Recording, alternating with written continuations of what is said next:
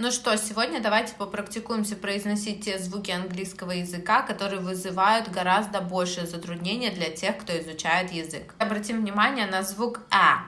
Русскоговорящие чаще его произносят просто как звук «э».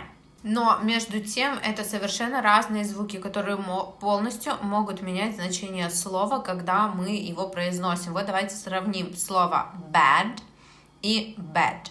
В первом случае, когда мы произносим слово bad через звук оно переводится как плохой. Но во втором случае bed – это кровать. Казалось бы, разница всего лишь в один звук, но насколько меняется смысл от слов, когда мы произносим. Чтобы произнести этот звук, нужно челюсть опускать гораздо ниже, чем при звуке при этом язык должен быть расслаблен и лежать как будто бы такой лопаткой, которая упирается в нижние зубы.